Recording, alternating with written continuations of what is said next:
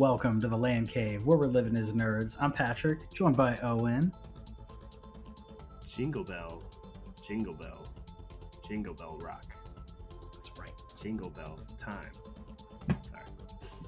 It's my son's current favorite song. It was "We Will Rock You" for a while, but then the holidays kicked in, and now it's Jingle Bell Rock. Are we doing the? What is that? Brian Setzer Orchestra, like whole. I don't know which version. Is it a specific version or just any of them? I didn't know. I honestly didn't know there was. I mean, I'm sure there is multiple versions, but it's whatever one they. I don't know. I have no idea. Could not tell you which jingle, but it's the one with words though. So. Yeah. There's a few. Whichever one's on the Home Alone soundtrack. It's that one. Okay, I'll look it up later. I can't remember who that is offhand, but like, What's your favorite Christmas song? It's Christmas season. What's your favorite Christmas song? Because I have one that's like near and dear to my heart and has sentimental like feelings. But do you have Bobby a favorite? Helms is who sings it on the Home Alone track. Okay. Never heard of Bobby Helms, but do I have a favorite? So Christmas isn't my holiday, as most people who know me personally know. I actually really don't care about Christmas that much at all. If I was going to pick one, though, I always have like a soft spot for whatever the "Let It Snow." Is that chestnuts roasting on an open fire? Chestnuts roasting on an open fire. Yeah, that's the Christmas song, I believe. Okay, I like the Christmas song. Then very cliche. Nat King Cole. That's a classic. Yeah. I don't know why. It's probably just because it plays at like the emotional points of Christmas movies, right? Yeah. And so you get those feels when you hear it. And then I don't know, what's the one that plays at the end of Die Hard? I knew you'd have to ask. I knew you'd ask me something obscure with a movie thing, and you stumped me. I haven't seen Die Hard in like 3 years, so I don't remember. What is your problem? I know. What are you talking about? It's not in my Christmas rotation. I want it to be, but I've got to like, you've got to vie for those spots, right? There's certain movies that are in like that you all agree on. There's certain ones that you watch because you're like, hey, I don't love it, but so I got Batman Returns in my rotation. Gremlins is coming in this year, so.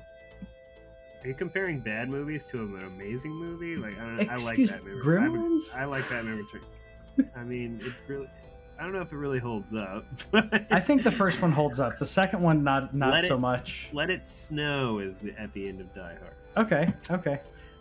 Mine, it's again, sentimental, special place in my heart. Because it's the feels. It's Sure. Holly Jolly Christmas, which is corny, but like. I remember like all Christmas songs are corny. Yeah, so I guess you don't really have to defend it, but like that's got some like family like hanging out with my grandpa around Christmas time when I was little, that kind of stuff, and good memories. It always warms the cockles of my heart. And and it's Christmas season. My Christmas present did not show up, by the way. It was supposed to be here today. I was going to put it right here, but it's not here.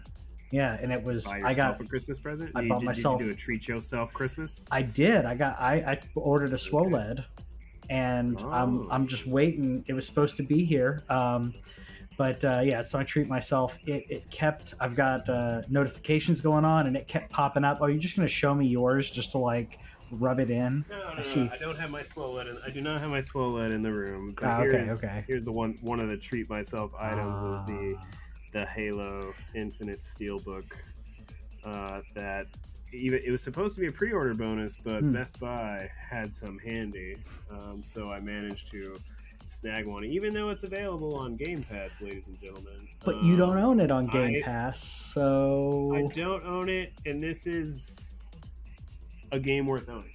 Yeah, and there are certain games that we buy in our collections, like that we're like, nope, I want to have that in my collection. I want to look at it on as you look over there. I know you're not going to play GoldenEye, but it's right back there, and as a piece of gaming history, it's great to be there. Piece of my gaming history, even. Yeah.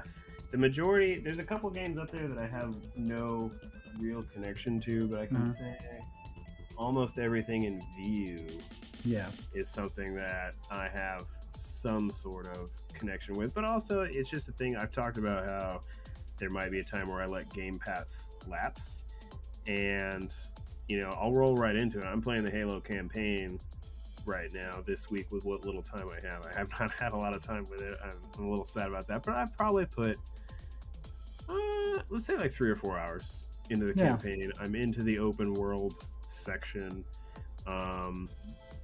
They did the thing though. This is Tribes of Midgard. If you're I thought I had Halo on there. I'll put Halo up. Hold up. It's cool. So they did the thing though, Patrick. We've talked about this many times. We've talked about it so many times that even my wife knew immediately what would happen, because I start playing Halo. I'm playing it for a solid like 2 hours, and my wife's like comes in. She's like, "Hey, I'm about to go to bed," and I'm not playing Halo anymore, and I'm just sitting there, like it's still on like the load screen, like it's on like the main screen of the Halo. And she's like, "You're not playing?" I'm like, "No, I'm not." Like, what happened? And I was like, "Well, this game's open world," and they did the thing. And she's like, "Oh, you mean they put a bunch of icons on your map so you quit for the night?" I'm like, "Yep, that's exactly what happened." So they put a bunch of icons on my map, and I was immediately like, "Dang it!" Now I don't hate it. It's just I had to put it down for that night. So I came back to it the next day. They are reasonable about it. They're not doing Witcher vibes where they just slap 10 and 20 icons at a time. You get to a new base and it unlocks 4 or 5 icons. You get to another new spot, it unlocks 4 or 5 icons. So it's reasonable in its tenure. So I'll say so far I don't really care about the story at all. It's really not interesting to me. But much like the multiplayer, the faults that it's having, I just don't care. I'm just having fun navigating the world, blasting aliens. That is the extent of what I'm doing right now. I just kill aliens, man. And honestly, the year's about to wrap up. It's a top 5 game for the year for sure. I'm really gonna have to sit down and think about, like, is this the best game I've played this year? There's things like Metroid in there. There's Skyward Sword HD. I know it's a remake or a remaster, but it still counts to me because I never beat it originally. It is fun. It is so much fun. I cannot wait to have a week and a half off to really dig into it. We're going to be spending some time with the wife, but the other reason why I haven't been able to put as much time into it as I want, and I wanted to bring it up here, I've talked about it on my own personal page, but I started a new thing where I can't play video games unless I close my exercise ring. So my exercise ring on my Apple Watch is 30 minutes of exercise time. I let myself go a little bit the last 6 months. I spent a lot of time in 2020 trying to lose some weight. I haven't gained all of it back, so I'm thankful for that. But I did gain a lot of it back, and I kind of let myself get out of shape again. And so I got to close my exercise ring or I can't play video games that day. That's the rule. There's been 3 times this month. I started it at the beginning of the month. 3 times this month where I'm like, dang it.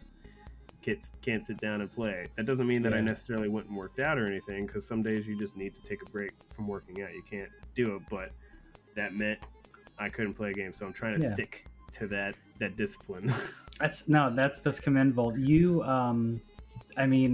you as well as other things have inspired me to be like, I need to be holding myself accountable on these things, like exercise and such. My diet's gotten better, but my cardio is just terrible. And I'm like, I need to do better. So preemptively, I guess I'm announcing it here. So I guess I have to stick to it if you like do that, right? You got accountability buddies or announcing it. It's a psychological thing. Sure. I'm starting jiu-jitsu again. So I'm waiting to, so hopefully that will start early next week. I know Christmas is coming up, but I'm looking at trying to drop in on Monday, so I'm starting before the New Year's people will start, because I'm sure that'll happen too. But I'm also taking off like half the week next week, so probably if I can start on Monday. If not, I'll do it on Wednesday, and I'm gonna be playing Halo on Wednesday. because I haven't been able to play it. I've been playing Tribes of Midgard because they did do an update. You talked about this game way more than I expected you to be honest with you. I am hooked. They did do an update earlier this week that fixed some balancing issues in regards to like how you start the game, which totally helped, because it was like, I think I mentioned last week, like there were certain starting scenarios that if I was in a certain scenario, I would quit. And it's not a rage quit thing. It's just like, this isn't worth the struggle. I'll, etch a sketch this thing and I'll start again. Yeah. So it's getting even better.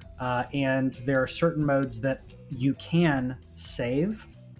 So in single player, solo, single player, and private server stuff, you can save and you don't have to worry about having issues about it or it being like a permadeath thing. So I'm liking it, and being able to do that where I'm able to drop in for like 15 minutes and then drop out, it's been helpful.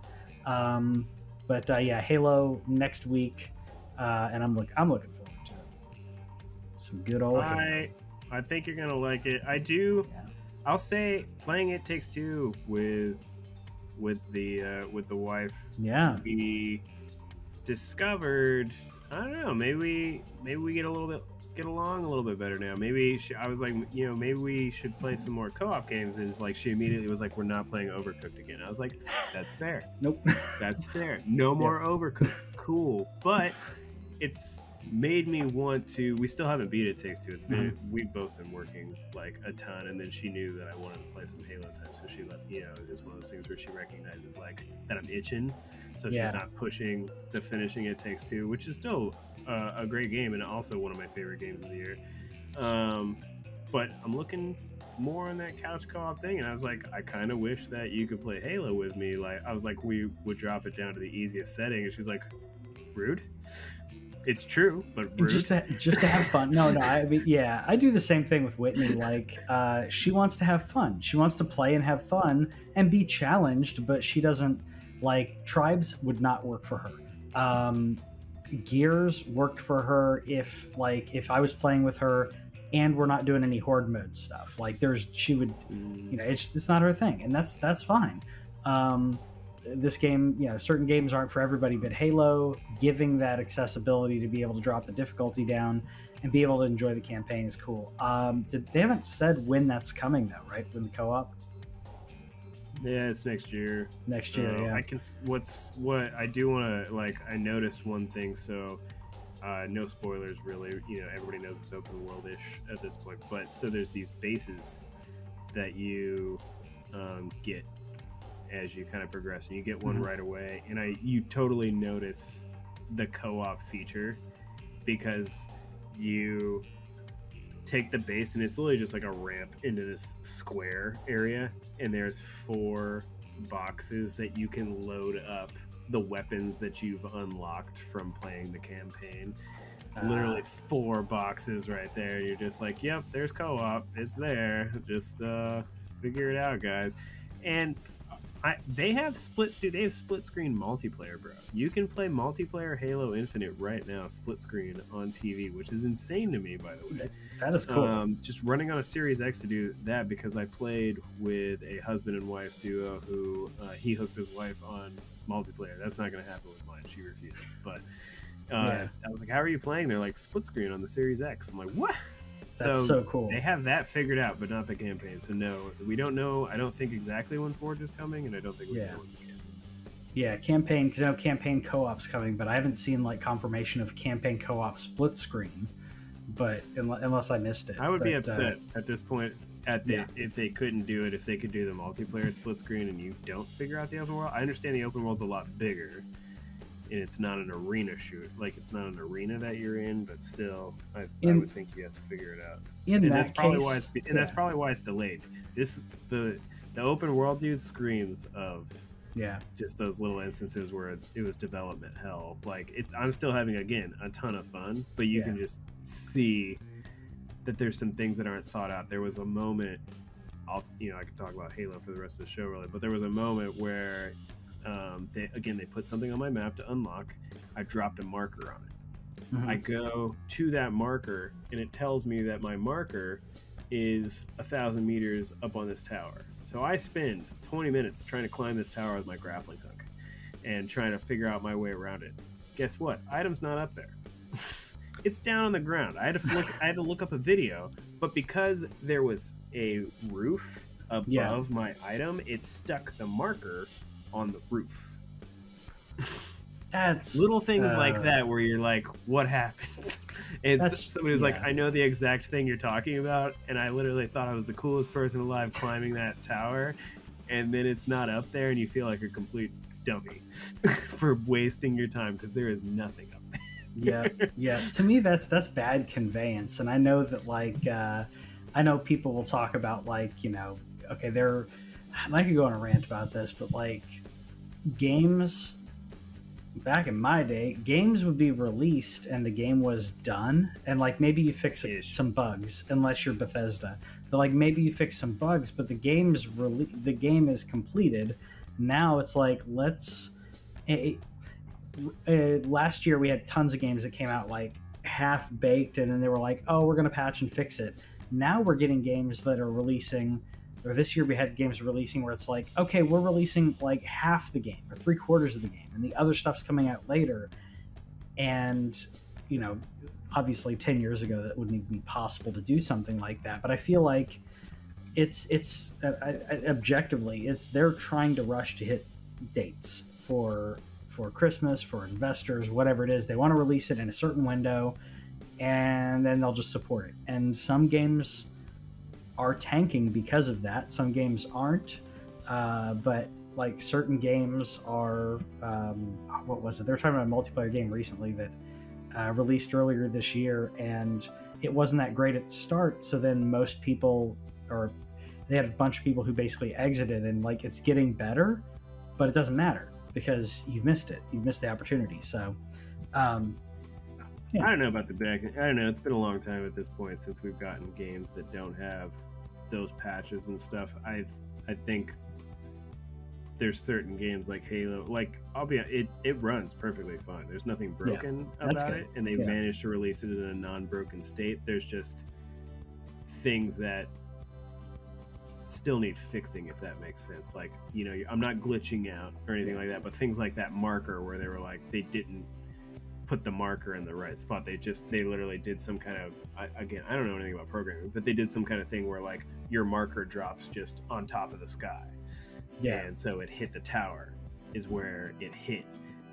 Things like that where that's not a bug necessarily, that's just something that happened with their design choice.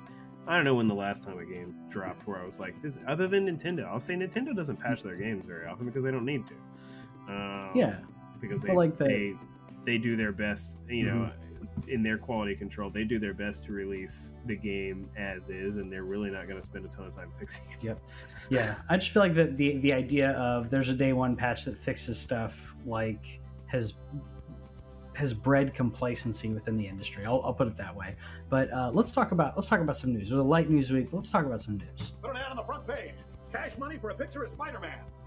So this last week, I should say, we missed it by like a day, but the Game Awards happened. I thought we'd like talk about that a little bit because did you play the Matrix Awakens demo thing? No, I literally have the only game time I have had. I've put into Halo, and then the rest has been tired. So it's like I watched it though.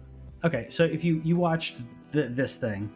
Which is them showing like you have Keanu, and then you have a switch where it's like, oh, it's no longer Keanu, it's now Unreal Engine Keanu, and so forth. You can find this online. It was interesting in my opinion, but then at the end of the chase thing, the action sequence, you actually get to go around and like explore a little bit. You can also do a fly mode, which is really you're not flying as the character, but you're just able to like as a disembodied like point, you can go just look and see how the city looks, turning on and off different lighting elements and stuff like that. Of course, the collision stuff, they're just trying to show you what the engine is capable of. It's not about like this being a game. People were complaining, they're like, that's not realistic. you take the engine and then you tune it how you want it to be in the game.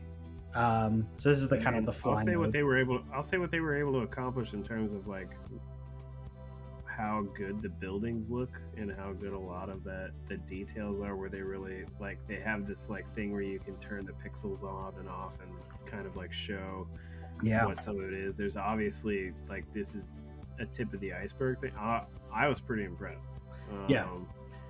I'm excited too. Like, especially after you see the Hellblade trailer. Like, I'm never gonna play that Hellblade game, but dang, dude, like where you literally could not tell that was gameplay. I had people going off in the chat that I was monitoring. They're like, wait, I don't want to watch a CGI trailer. It's like, no, dude, that's in engine. Yeah. That's not just in engine. This is gameplay. Yeah. That's like Senua is running around right there, and you're controlling Senua. There's just no HUD. Yeah, it looked good. Yeah. It's getting, I mean, to me, it still looks like a video game. It's not to the point where some people, like, there are some screenshots, I'll say, that it looks like a cityscape, and it's great. Humans still have this a little bit of an uncanny valley, but as a tech demo, this was really cool. It was really cool to do it, in the Matrix universe. I think it worked really well because clipping through the characters, as you see there, if you try to hit a person, they dissipate into the Matrix code. Like, look at that draw distance, dude. Yeah, and that's just me. I was like, okay, I'm just gonna go up, I'm just gonna do stuff, and that was me testing to see, like, do I then land there? No, I don't. But like, think about like this compared to an already beautiful game, but the Spider-Man PS5 game, right? So imagine that type of game, or GTA 6 getting this type of uplift. It's gonna be killer. What they were able to do just with the background and stuff, like, and that to me is just scratching the surface, and then combining that with the Hellblade gameplay was absolutely sick. The Hellblade's got to be, the best looking game I've ever seen. And that's happening a lot recently, but it's the best looking game. I've never seen a game look as good as the Hellblade 2 does. I wish that I wanted to play it, because it's just not my vibe. I've heard that they have improved. I played through some of the first one, and I got stuck on a puzzle that my colorblindness couldn't see, and so I've thought about trying it again, but I think I've moved on to a point where I'm not there for that kind of stuff. I respect the crap out of it, though, and I can't wait to just see, like, I might watch a playthrough or like watch somebody play it, because that would be but best looking game I've ever seen. That's a great example. Unreal Engine 5 is sick. The first one was a great example of, and I don't normally feel like it adds to it and obviously we've talked about like surround sound versus like headphones. Like, my surround sound system is pretty kicking. It works. It's 7.1 now. So if I'm playing multiplayer, I hear everybody around me, but there's something about playing a game like Senua, or playing a game like I don't know, Outlast, or something like Resident Evil. When you have the headphones on, there's something about the closeness of that sound, and it's disturbing. Some of the stuff, like in Senua's Sacrifice, and like what her voices and stuff, and the surround sound was good, but it was even better in headphones for that type of experience. So in regards to the game awards and all that, there were a handful of games that I like. You talked about Senua's Sacrifice. What'd you think of Tunic? Did you get to see this one? Oh, of course. I watched the whole show. Okay. Because this looks adorable to me. I don't know if you've played. They have and you might be interested to know, there's a limited time demo literally on Xbox right now, if you want to check it out. It's part of Xbox's ID at Xbox, so their independent game thing that they do. I think they're doing it through like Christmas Eve or something like that, so you can play it now if you want. It's a lot harder Oh yeah. From what I've seen, then you kind of expect it to be being like a Zelda-like, but you know I'm in on this game, dude. This is me all over it. This is top-down Zelda, baby. Yeah. I'm freaking here for all. I'm gonna play the crap out of this game. The art looks adorable. The playing as a fox, like everything about this game is Owen incarnate. I cannot wait to play this game. I am super pumped. It comes out in March, so I don't even care about the demo. I'm just gonna play it because it can't possibly be as bad as Baldo, which is the last top-down Zelda-like game that I played, because this looks really good. This looks, it looks like, to me, I mean, obviously I haven't played it. I'm gonna check out the demo, but the gameplay looks tight enough. I love the different environments. It's adorable. I feel like it's a win-win. It's totally up your alley. I knew it'd be up your alley and up mine. Tonal shift, though, because I want to talk about this one briefly, but I did not expect Texas Chainsaw Massacre game to be announced. This is the team that did the Friday the 13th game. So it is labeled as a multiplayer experience. Right? Yeah. So it's labeled as a multiplayer experience. I'm a huge horror fan, if you guys didn't know. This is the part that irritates me, though, is they keep doing this with Texas Chainsaw stuff. They keep doing this. They keep saying based on true events. Kinda, but it confuses the casual people to believe that like this actually happened or something similar happened, and that's not the case. And I'm not going to go into all the details on here because I consider this kind of more of a family show, and it's a scary thing. There were terrible things that happened that inspired, in a very different way, the movie. But yeah, this is one of my favorite franchises, so I'm game on this, pun intended. And the movie comes out in February for those horror fans. The next movie comes out in February. Again, trying to write the franchise and get it into a state where I guess we can, I don't know, not be ashamed of it. But totally not your thing. I know that. But did not expect it. Totally did not expect this. I'll be playing. You know the true events thing comes from what they originally did with the movie, right? Originally did with the movie, the marketing. What do you mean? So it's not just about the video game. Whenever the Texas Chainsaw Massacre thing like originally came out, they put on there inspired by true events because that it was a marketing thing. There is like a person that they kind of base it on, but is not in reality whatsoever. And not in Texas either. That's been done since the original movie. So it's not just the video game doing it; they just are continuing. Well, I remember. That's the extent of my chainsaw carrying. Oh, sure. No, I agree. I know they did it as marketing in the beginning. Similarly, they did this similar. There are a couple other movies that had a similar marketing campaign. The beginning of the first movie has an opening crawl that was like, "These events happened, blah blah blah," and I guess I thought people wouldn't just straight up believe it, but I saw Texas Chainsaw the reboot remake back in, what was it, 2006 or what have you. I saw that in the theater, and at the very end they're like, they've never found the Sawyer family, blah blah blah, and I'm walking out of the theater and I'm listening to people around me going, "You think he's still out there? I wonder if he's still alive." I'm like,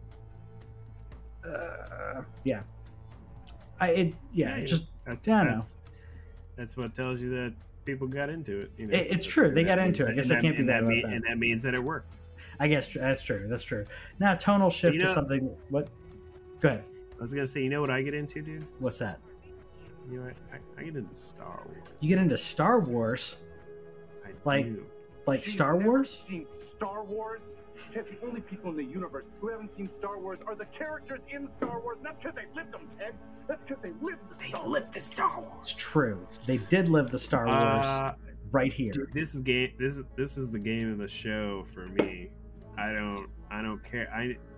I know that it's going to be a controversial game. It was a controversial game at the Game Awards. Yeah, you called it. A controversial game again whenever we hear out again. I don't care. This game looks dope.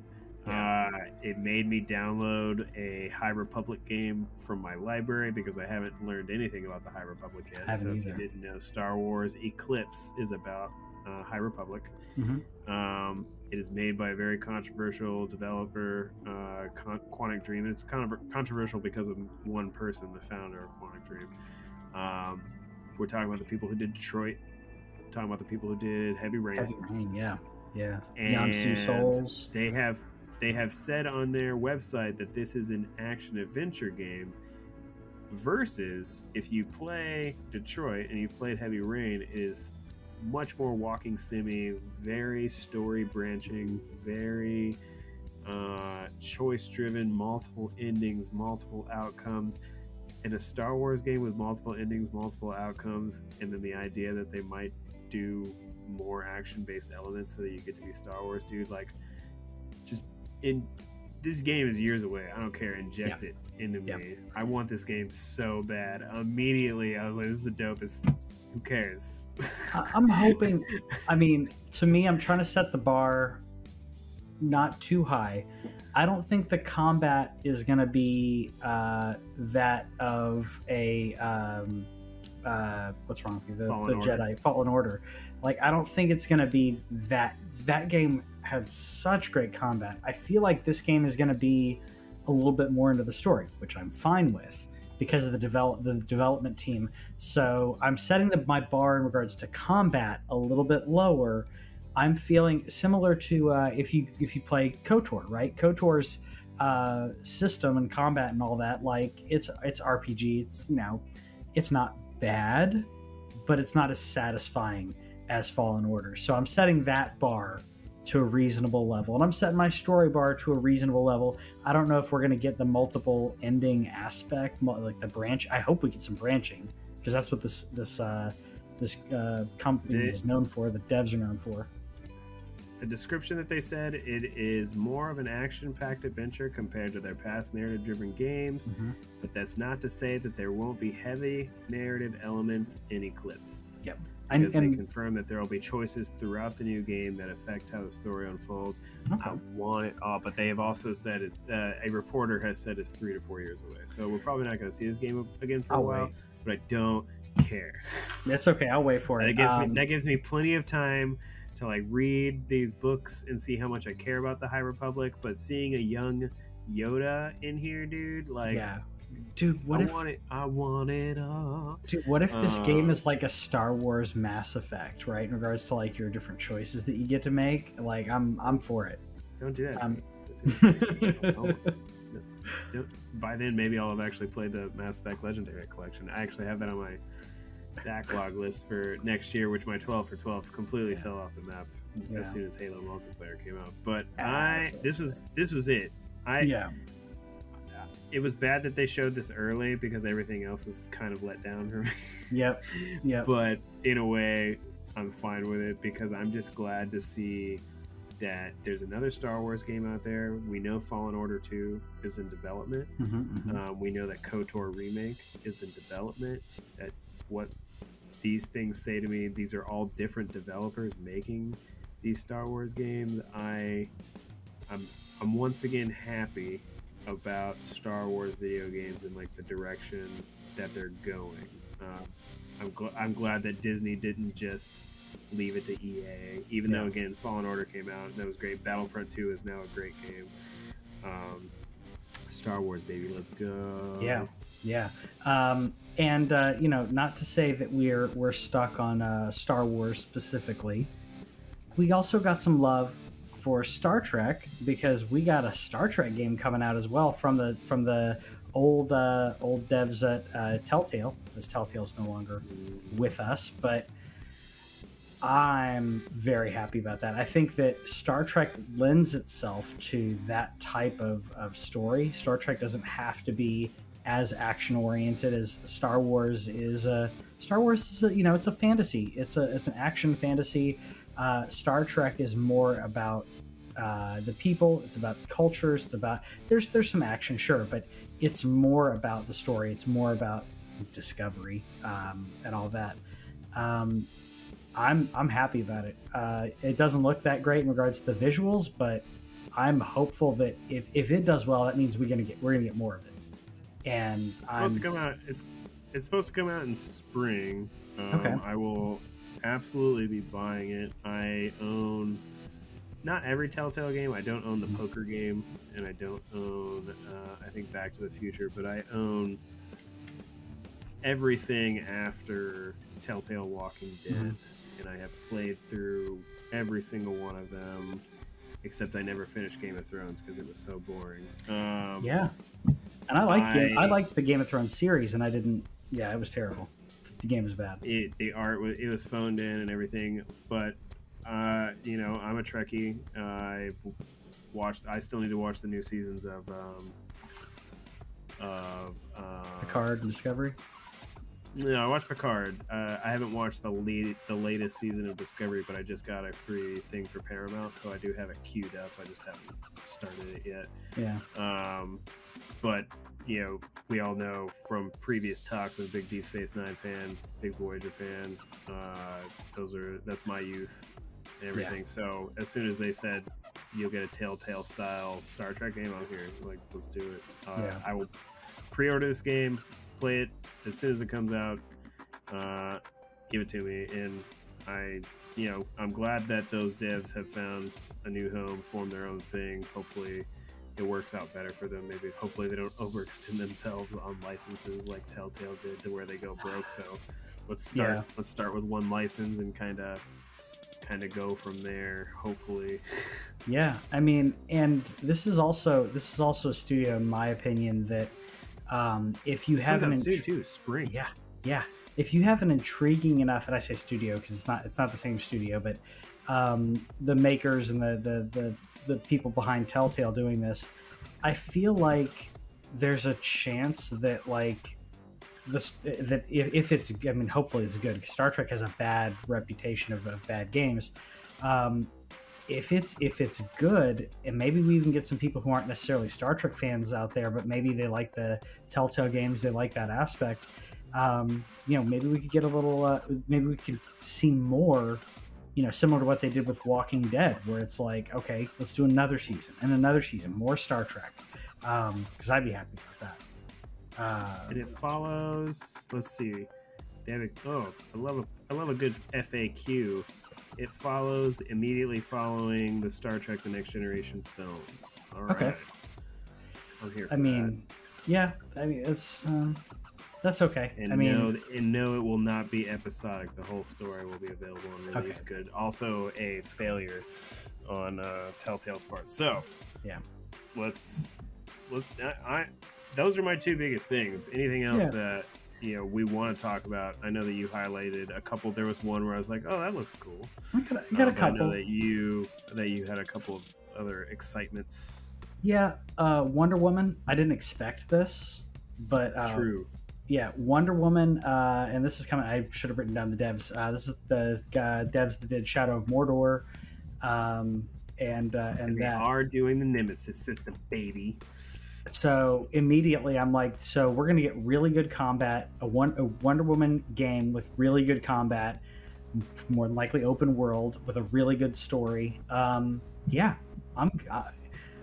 don't think we have any Monolith. That's right. I didn't see. I mean, there's no date on this. This is probably going to be. I don't think it's even going to come out next year. I didn't see a date unless you saw one. But I'm okay. Again, waiting. Yeah. So I don't expect this game until 2023 at the earliest. Yeah.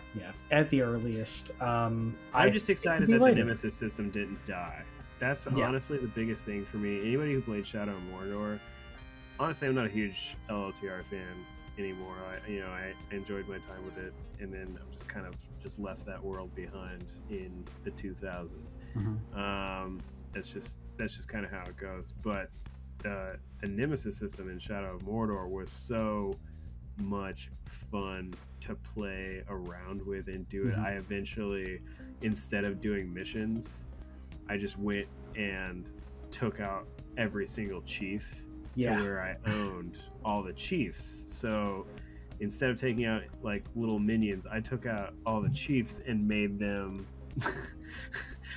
I mind controlled them. Yeah, yeah. And that was, I understand they're probably not going to do that with Wonder Woman, because Wonder Woman doesn't do mind control. But in Shadow of Mordor, you could take control of people's minds, and it didn't limit you, so you could take control of chieftains' minds, including your nemesis, and so you just owned all the zones. And like, it was a meta thing for me, and just making sure that nobody in that world wanted to attack me. And then I was like, I guess I'll go beat the game. I guess. I just now thought about it, man, with the nemesis system. Like, because you grab them and you like. I'm wondering if that's the lasso of truth. Like you're grabbing them and you lasso of truth the person to like to try to get information out of them, and getting that information is how you get to your higher ups. I wonder if that's how you do it, because you used to grab the peons and kind of do that. So that could be how she uses her lasso of truth. Also excited about Alan Wake 2. This one, to me, the Alan Wake remaster was kind of telegraphing that we weren't done here. Control has the ties into it. You mentioned this like early this year, where you're like, we're going to get an Alan Wake 2. It looks great. This is going to be apparently more survival horror than the original Alan Wake, which I'm fine with. The original, to me, wasn't scary, but it could have been. It was like on the cusp, and I feel like this will kind of go through in more actual horror elements of the game. You got the live action too, so that's kind of cool. So yeah, I'm all about this. I loved Alan Wake. Alan Wake is very, like I said, it's not really scary in my opinion, so this is going to go more into the horror element of it. So maybe we're going to go into like some of his writings or something. And then I guess real quick to end our discussion, the Dune Spice Wars strategy game. I'm for this. I'm a big Dune fan anyways. I know. I'm a big Dune fan. I like real-time strategies. I like the old school Dune strategy game. But it's really, really, really aged. Is this a mobile game? No. Like a mobile game. No, this is just it looks like a mobile game. No, this is just it's not a mobile game. But this is just a teaser thing. But yeah, again, it's not for everybody, but hopefully it's a good strategy game, because I feel like the strategy genre, it doesn't matter what the intellectual property really is. If the strategy game is good, you're going to get the players who like this, like strategy based games. They'll flock to it based on just like, it's like a good board game. It doesn't matter like, just the metrics and the competitive aspect of it. You're going to get people. So hopefully it's good. I'm curious how they're going to balance this, because I mean, I can only think of like Fremen and Fremen, Sardaukar, and then I don't know what else. I guess I'm trying to think of like what your factions would be. So Sardaukar would probably be like your Protoss. I don't know. Couldn't tell you. Yeah, I can go deep into some Dune, but I won't do it here. I guess we can talk about pivoting over here. We finally found out why Sony was sending all those cease and desists about some plates, because they're making their own. Whoop, hold on, they're making their own plates for your PS5. I think worst kept secret. I mean, we didn't get rumors about it, but I feel like we all knew this was coming. It was just a matter of time. So yeah, I feel weird about the delay, but what's that? Patience paid off. I mean, honestly, whenever it comes down to it, I understand the delay, because it's not like you can decorate your Xbox right now. It's not like you can change out the shell of your Switch. The thing that made it obvious for the PlayStation is that both panels do come off. But I mean, they've spent so much time just trying to get consoles out there. I just don't think like they've really considered it. I'll say I don't even know if I want one, I'm going to get one of these, because I want official plates. Official. It's just the kind of. Also, dude, these are cheaper. These are cheaper than what you paid for yours. Isn't that crazy? These are cheaper. These are cheaper than, because there's another company doing plates now too. Colorware. I don't know if you knew about them. Colorware and D-Brand are the two. Yeah. They do custom controllers as well, and their plates are like $80+. These are $55, dude. That's not, to me, I mean, it's still a little unreasonable because it's like these are just two really thick pieces of plastic. But yeah, the fact that they made theirs cheaper, that to me is the baller move of just being like, suck a D-brand. Here's a black one that's official and it's $30 less than yours. I wonder what D-brand does to pivot. Really, I mean, it's official. I thought about getting one because I'm like, it's official. It's got the PlayStation logo on it, but at the same time, like, I don't see, like, my console sitting there, and I looked at it yesterday and was like, if I switched out the plates, I wouldn't see the PlayStation logo, so it would just be for me to know it was an official one.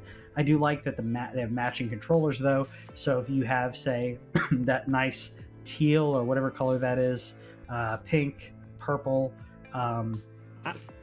I'm probably not getting plates because I've been a proponent of the white plates. If I was going to get one, I would get the blue plates. I am considering getting a pink controller, though. That pink controller looks sick. Yeah. People who don't know me, I'm a pink guy. I like pink. You judge me if you want to. I don't care. I was wearing a pink polo until like 10 minutes ago, or 10 minutes before the show. I like a good pink color. I really like that blue too. I know a lot of people are about that purple. If I was going to get the faceplates, it would be the blue faceplates, which aren't available for order yet. That's the other thing that I don't understand.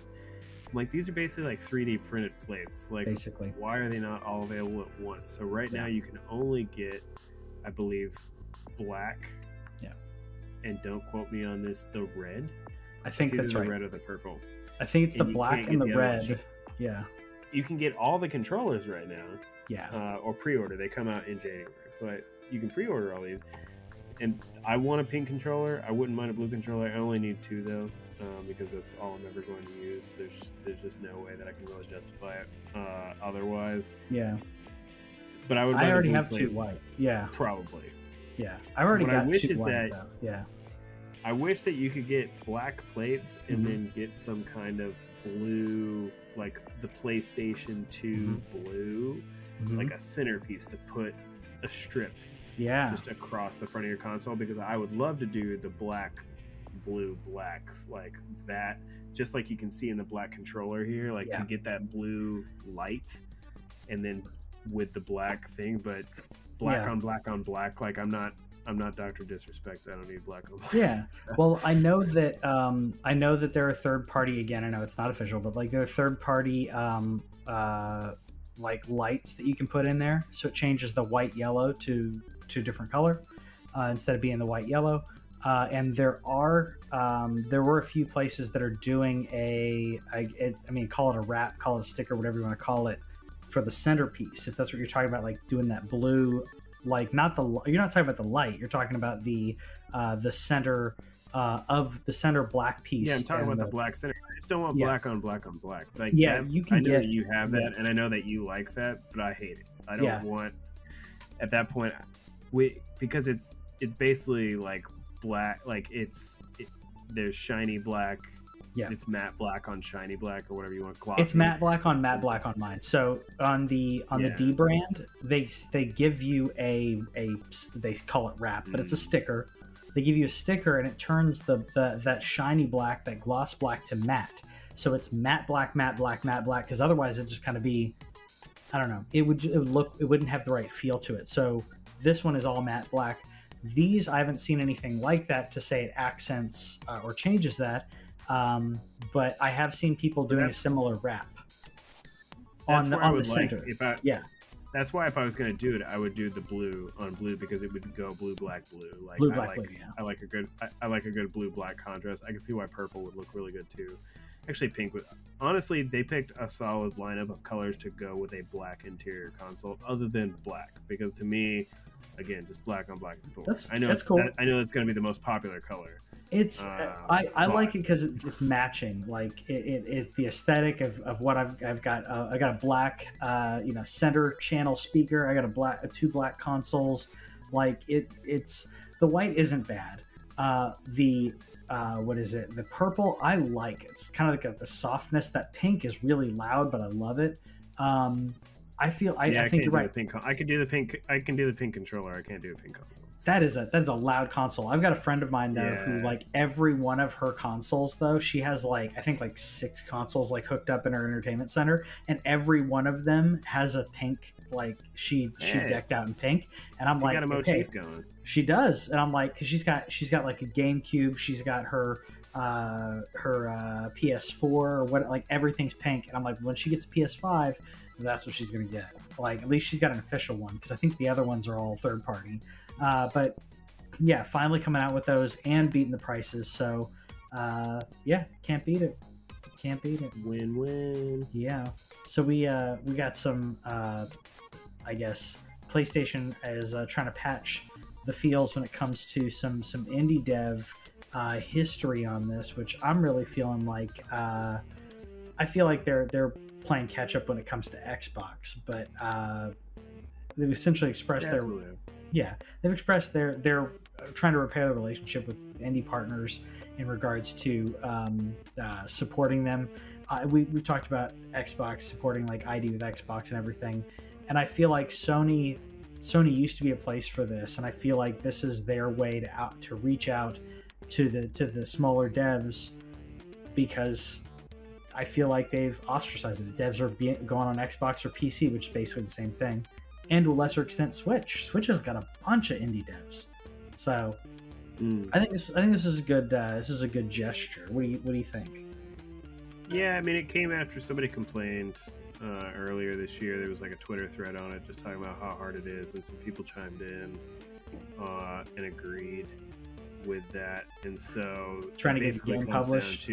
Yeah, it's not just game published. It's talking about visibility once the game's been out. Yeah, you know, getting on the storefront and having people see your game. That's huge for an indie developer, and so they are trying to fix that to where every new game that comes out is like seen in that new release section. I guess like somewhat prominently, maybe. Like I don't know. The thing that is dumb about Sony and all this is just like that was what kept the early PS4 going. Like, as great as console as PS4 ended up being, early on it was like there was Infamous and Last of Us Remastered, and then there wasn't anything for a while. Then they started coming out with bangers. Then Uncharted came out, then Horizon came out, then God of War came out, then and like those came later though. Persona 5, third party exclusive, but that was 2017 when that came out. So we're talking about all these great games that came out later. Indies were bolstering that console early on, and then they were just like, oh, we don't care about you anymore. So it's a good thing that they care now. Yeah, I feel like hopefully do. I hope they do, because I feel like Sony got really complacent, similar to how Nintendo was back in the old school console wars days. You had the SNES to N64, and then devs were like, I don't really like this, the Switch, and Nintendo's just like, tough luck. And then when it came to the GameCube, right afterwards, Nintendo basically was just resting on their laurels, where it was like, well, we make good games, people will buy it because it's Nintendo. And I feel like Sony's that way, where they're like, well, it's PlayStation brand, we have really good games, people are going to buy a PlayStation because of that. I'll be honest, I love my PlayStation, I play it more than my Xbox, but Xbox is showing that love. Not lately for you, but I feel like Xbox has been showing that love.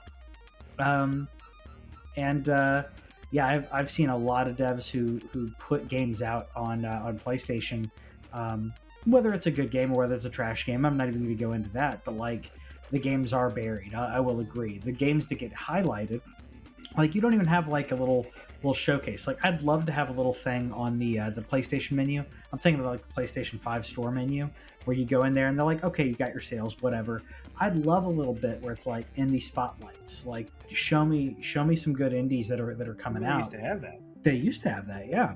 I'd like to see that. They occasionally still do, but it's just not as prominent. It feels like it's only games that they put money into. It's probably that, and it's probably buried, because usually the ones that I see like right in the front are it's whatever sales are going on is like the first one, because they want to get some money out of you. Of course, it's the storefront, and then it's like the biggest prominent games will be there for like the first week and a half to 2 weeks of that game being out. Like Far Cry is no longer like I haven't seen a banner for that one in a while. Like I feel like that fell off the face of the earth. But yeah, it's like in this case, like I want to see these games that I may have not heard about. And honestly, Game Pass is a great way to not only hear about those games but play them. I played some really good games on Game Pass that I may or may not have purchased, probably wouldn't have purchased if they weren't on Game Pass. And that's the beauty of Game Pass. It's the dream, baby. There's a new one coming out soon. My cup of tea called Lake.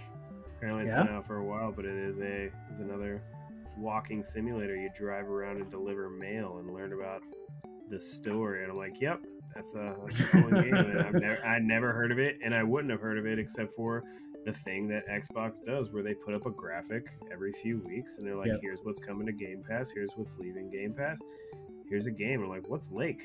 Oh, cool. It's me. Yeah.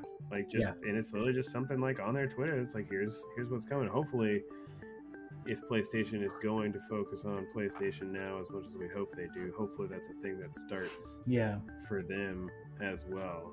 And line those indie developers' pockets and make us know that they exist and give us that discount on them, because that's the other thing about Game Pass is like you can go in there and you get the games that are on Game Pass at a discount if you want to buy them and support them, or like maybe you're buying them and they're leaving Game Pass and maybe you're not done with it yet. Like Yakuza games are about to leave Game Pass, several of them, and those are long games.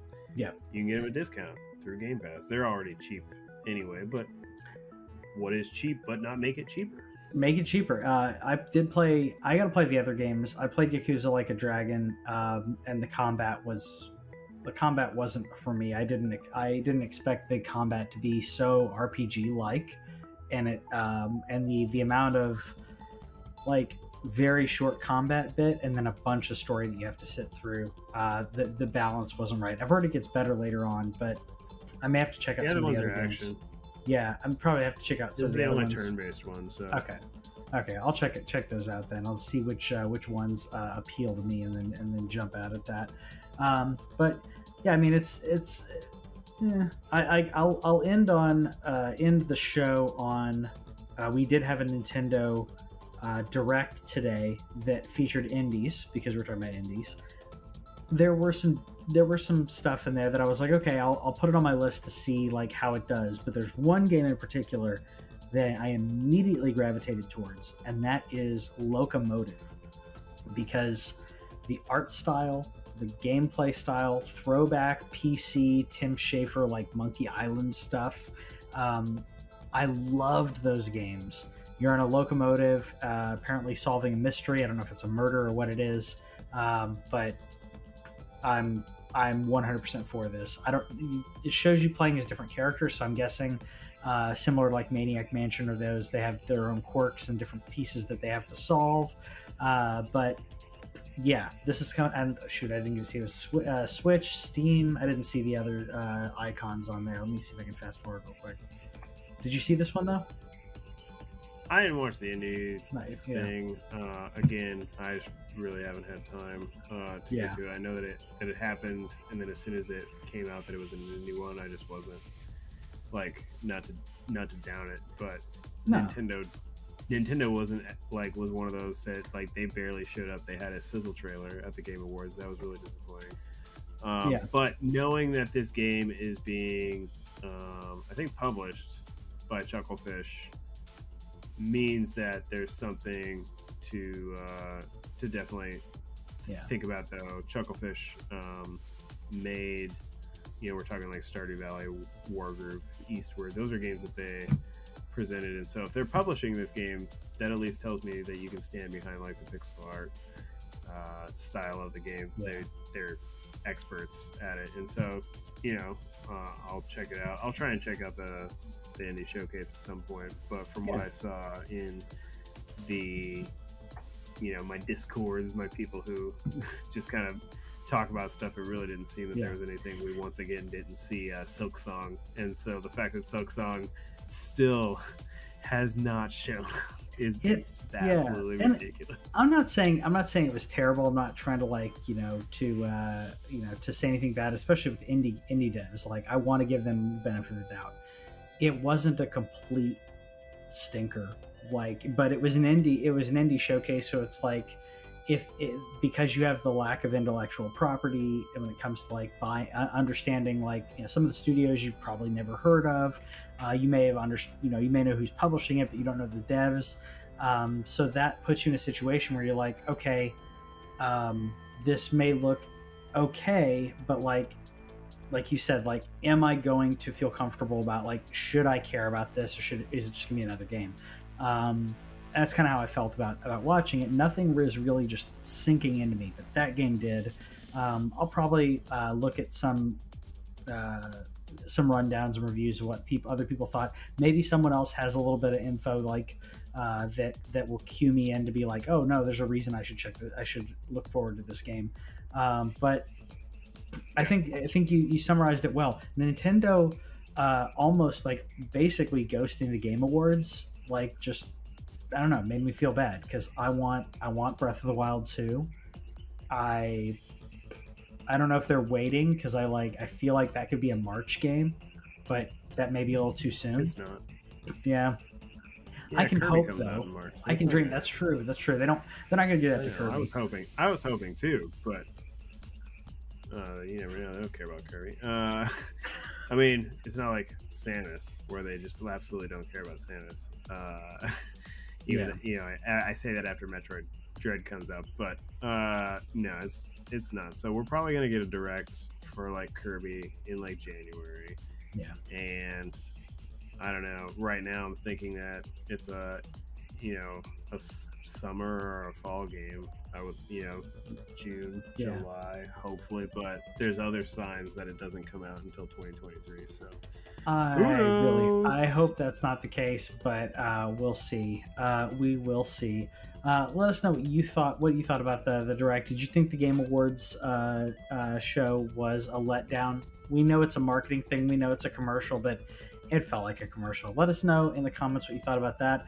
Let us know what you're looking forward to when it comes to the holiday season, and we'll see you next time.